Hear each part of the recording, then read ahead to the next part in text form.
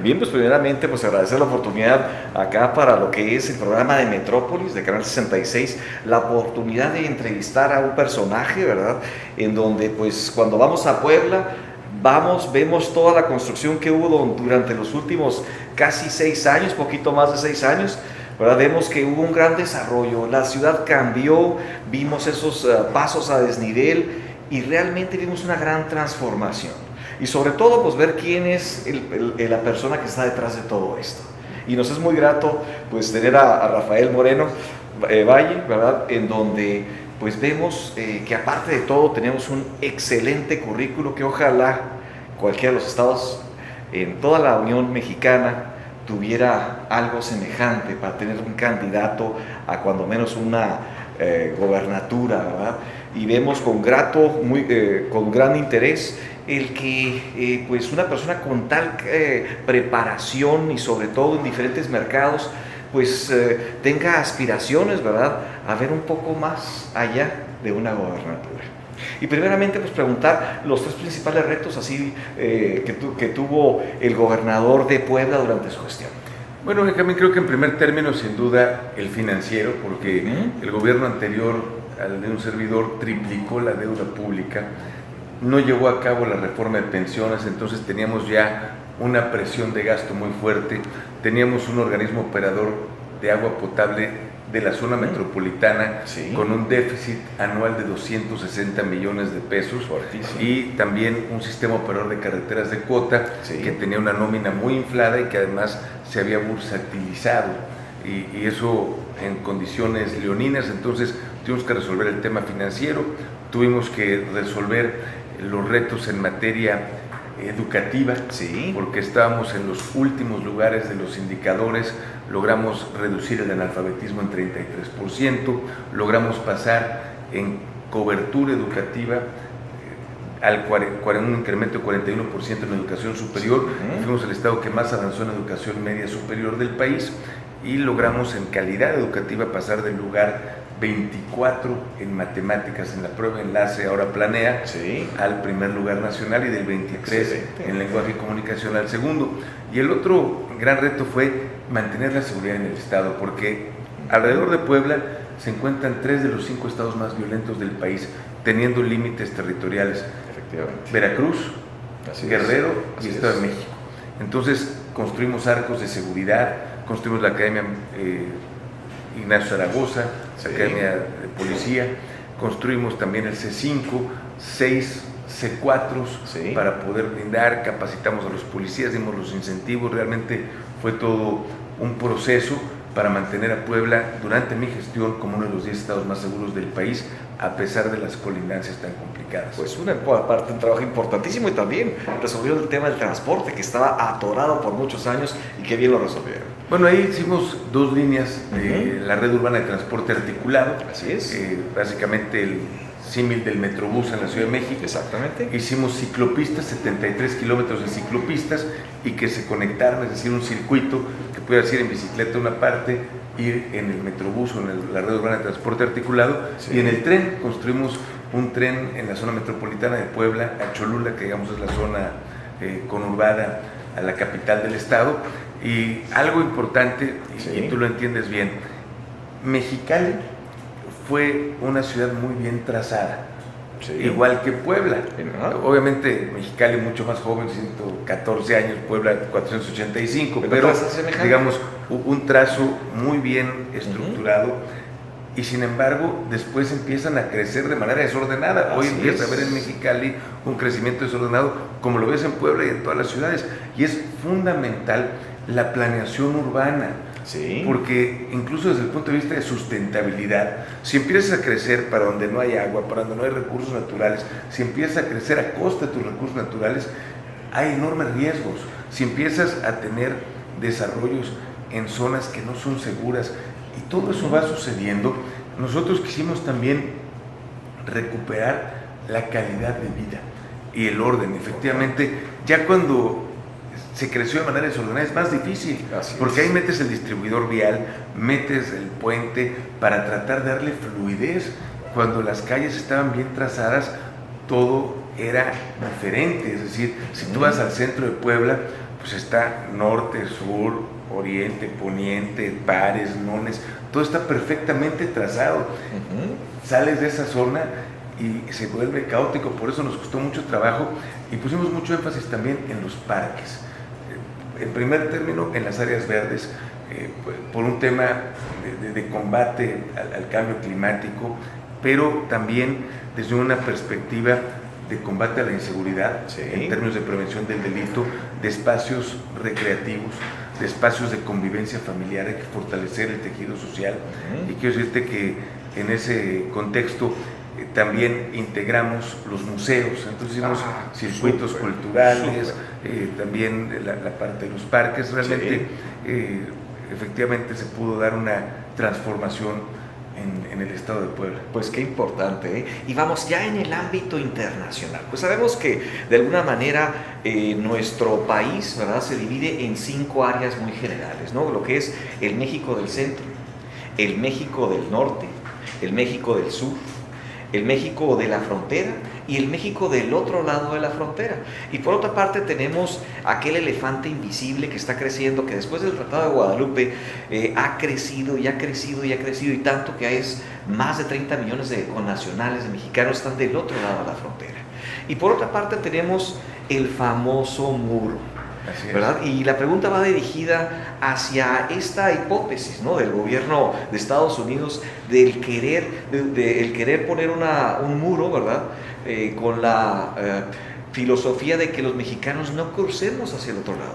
Pero por otra parte vemos que pues los mexicanos ya estamos del otro lado. Incluso en más del 40% de los estados hay más hispanos que norteamericanos, y en el 90% de los estados están naciendo más latinos que raza blanca, ¿verdad? Pero por otra parte la balanza comercial, ¿no? Un tema muy importante en donde México y Estados Unidos tienen un déficit pues muy pequeño, quizás de cerca de 50 millones. 50,000, claro, exactamente. Y el punto en donde pues hay una devaluación fuerte en México, ¿verdad? El presidente entra, ve que está poblado de mexicanos todo Estados Unidos, y se habrá asustado, y la barda habrá sido para que los norteamericanos no se salieran a Estados Unidos a invertir fuera.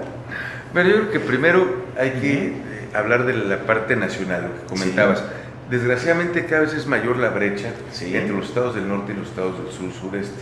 Es decir, si tú comparas el Producto Interno Bruto per cápita de Oaxaca o de Chiapas con el de Nuevo León, pareciera que estás hablando de 2 países diferentes. Y eso es muy grave. Pero además, si tú le preguntas a un habitante del norte, te va a decir: oye, nosotros estamos pagando muchos impuestos y la federación nos está regresando muy poco. Así es. Y si tú le preguntas a la gente de Chiapas o de Oaxaca, te va a decir: nos tienen olvidados, estamos muy pobres. Entonces, creo que debe haber un piso mínimo de dignidad para cualquier mexicano, independientemente de dónde nazca, en términos de acceso a agua, drenaje, energía eléctrica, educación, servicios de salud. Y me parece también que debemos cambiar la filosofía. No se trata de darle subsidios, de darle el pescado a la gente, sino enseñarla a pescar. Para mí la única forma efectiva de combatir la pobreza es generando riqueza. Partiendo de esa cuestión nacional y cómo incluso la integridad como país está en riesgo si no logramos un equilibrio entre las diferentes regiones del país, yo te diría en la parte internacional.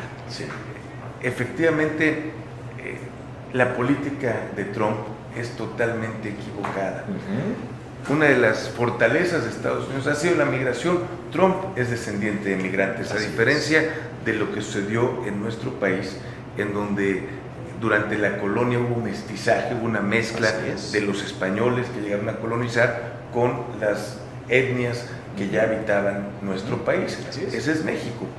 En Estados Unidos hubo exterminio de los indígenas y algunos otros los estuvieron recluyendo en reservaciones, pero hubo una migración enorme, entre las cuales vienen los Trump, digamos, la gente que vino de Europa y estuvieron poblando Estados Unidos y aprovechando esa tierra de oportunidades. A Estados Unidos le llamaban el melting pot, como un tema de la fusión de las culturas, cómo llegaban y cómo se enriquecían y cómo se hacían más grandes en base a las experiencias de otras culturas, siempre con una gran apertura. Obviamente la gente va a Estados Unidos migrando por falta de oportunidades. Ya aquí en Mexicali hay un muro, si vas a Estados Unidos pues hay un muro, si vas a Tijuana pues hay un muro. Exactamente. Eso no va a evitar la migración, sería un error pensarlo. Si una fracción de lo que piensa invertir el presidente de Estados Unidos en ese muro lo invirtiera en crear oportunidades de bienestar, de desarrollo y de empleo en los estados expulsores de migrantes en México, sí, y en los países expulsores de migrantes de Centroamérica y Latinoamérica, podría tener mucho mayor impacto en reducir la migración y, por supuesto, en vez de verse como el villano, el que está deportando, el que está haciendo los muros, sería visto como el benefactor. Creo que, desgraciadamente, tiene una política pública que no va a funcionar, sí, pero que sí va a tener costos muy elevados, tanto en imagen para su país, en polarización que estamos viendo entre las razas, algo que parecía superado cuando hubo ya el primer presidente afroamericano, pero también debemos entender que fueron procesos muy rápidos. Mi padre estudió en Estados Unidos su maestría y me cuenta que cuando era estudiante todavía había camiones en donde había una parte para afroamericanos y otra para blancos. Es decir, recordemos las luchas que se dieron para la integración en las escuelas. Antes tenían la tesis de separate but equal, básicamente diciendo vamos a dar escuelas similares que no eran similares, pero unas son para blancos y otras para afroamericanos. Hubo una decisión de la Suprema Corte de Justicia muy importante que fue Brown contra el Board of Education, a través del cual se forzó la integración y había camiones que llevaban a los afroamericanos a las universidades y a las escuelas tradicionalmente de blancos, y hubo polarización, hubo violencia. Sin embargo, pues parecía una etapa superada y hoy tristemente estamos viendo cómo empiezan a resurgir esos resentimientos, esos estereotipos.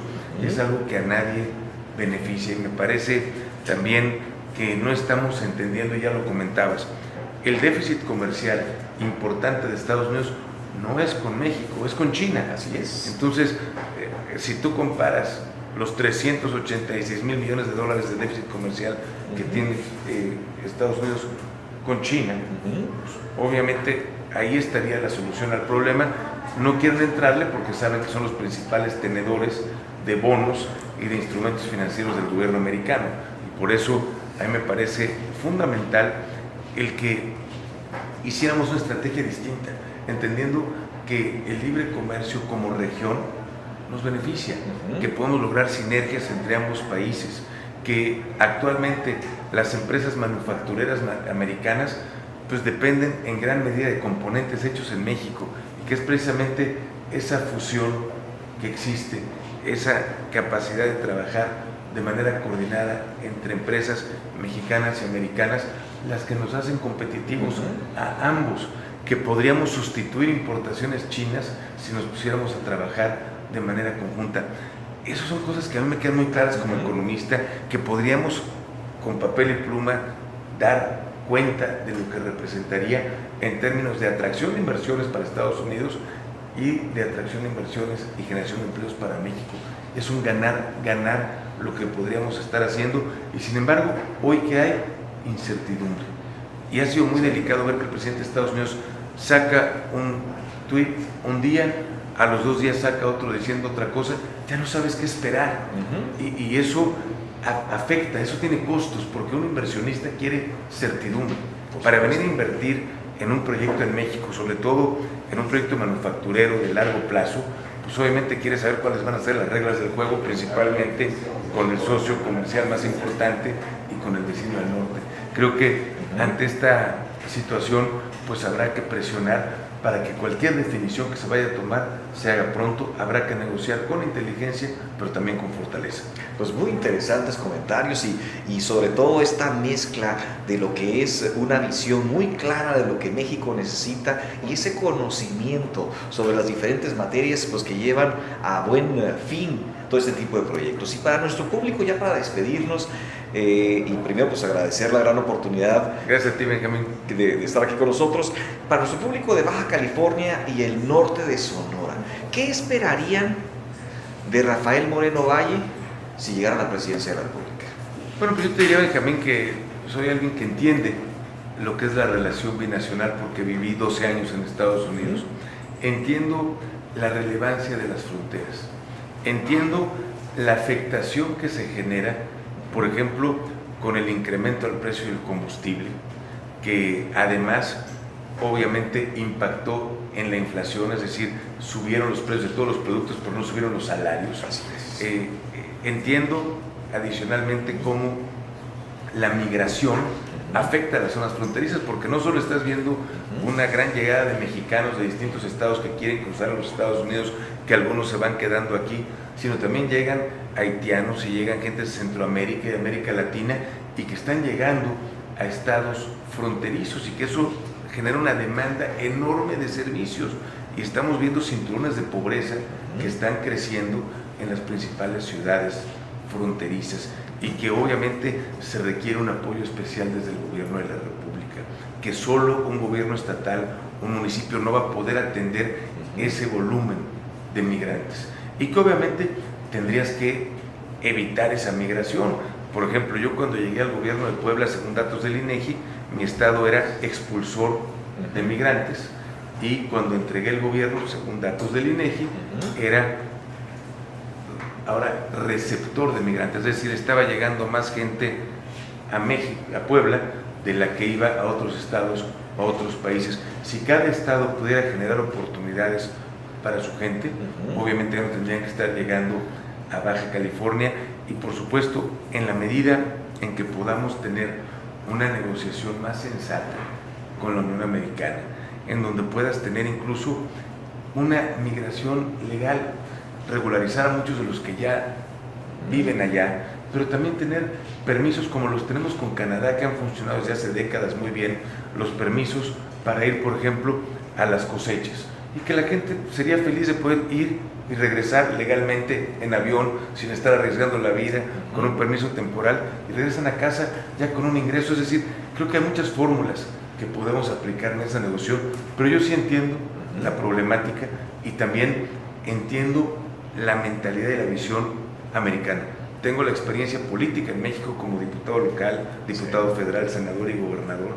Tengo la experiencia del sector financiero internacional, pero también como alguien que vivió tantos años en Estados Unidos, que estudió ciencias políticas en ese país, economía, entiendo el sistema americano, entiendo las leyes americanas, soy doctor en Derecho de la Universidad de Boston, entonces me parece que esas son herramientas que pueden ser muy útiles ante los tiempos y los retos que hoy enfrenta nuestro país, particularmente en su relación con los Estados Unidos. No, pues muchísimas gracias por todos esos comentarios, sobre todo compartir las experiencias y esa visión que las familias en todo lo que es la frontera pues estamos viendo. Muchísimas gracias, doctor, gracias por esos comentarios y compartir sus experiencias. Muchas gracias.